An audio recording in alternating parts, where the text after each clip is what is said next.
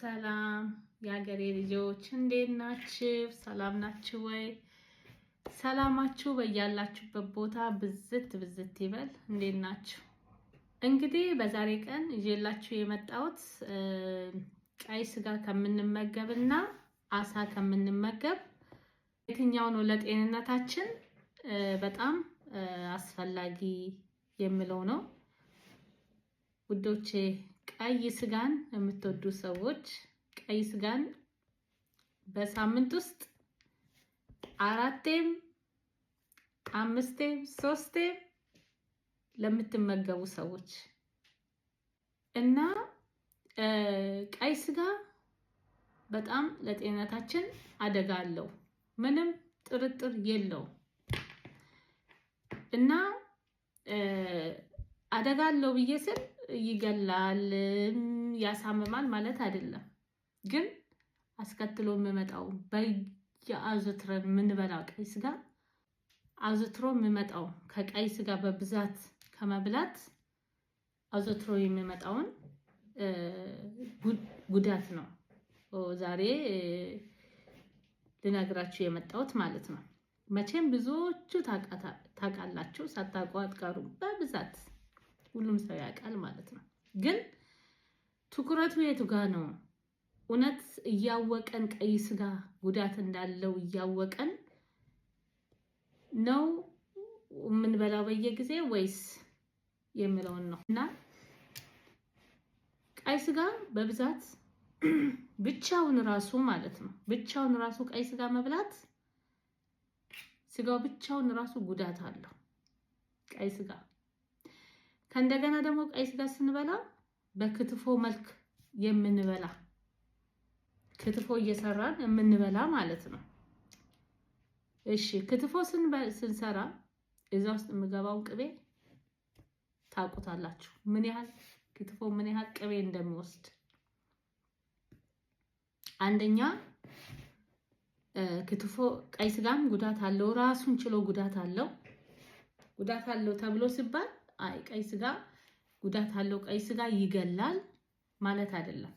ግን አስከትሎ የሚመጣው ነገር ነው።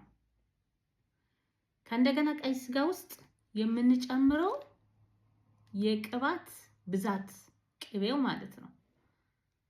ያ ቅቤ ሲገባ ሰውነታችን ውስጥ ምን ያደርጋል ነው?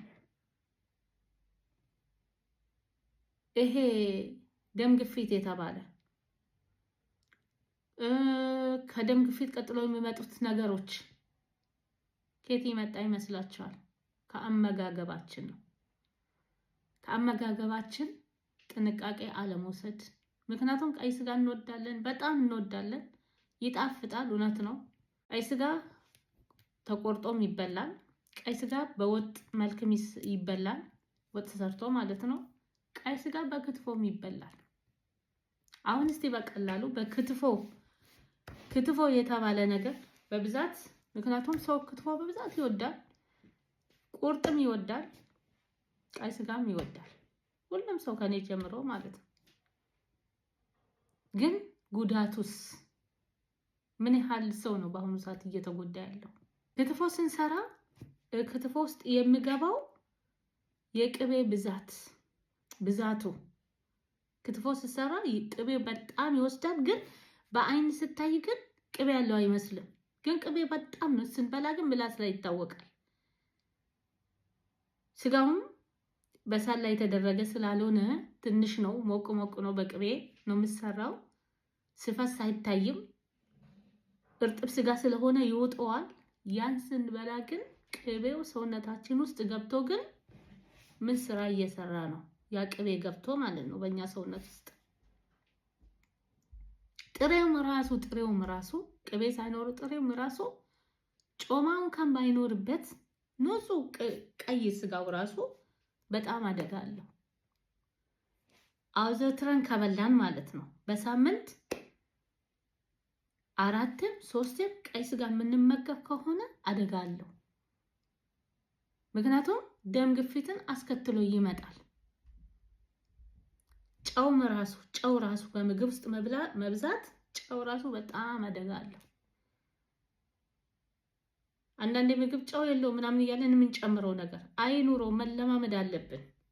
ስንለማመደው ራሱ ባላንሱን ይዞ ያጣሙን ስንለማመደው ማለት ነው። ልክ ውሃውን ካለ ምንም ውሃ ንጹህ ስንጠጣ እንዴት ነው የውሃ እንትን ጣዕም እየለመደን የውሃውን ጣዕም። አንዳንድ ሰዎች ውሃ መጠጣት አይወዱም፣ ግን እየለመዱ ሲመጡ ውሃው እየጣፈጣቸው ይመጣል። ውሃ ንጹህ ነው፣ ምንም የለውም። ያ ምግብም ጨው አነስ አድርገን ስንሰራ መጀመሪያ ላይ ጣፍጥ ይችላል።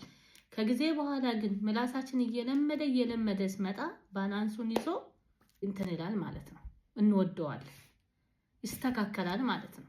አሁን ክትፎ ውስጥ የሚገባው ቅባት ቀይ ስጋ ማለት ነው።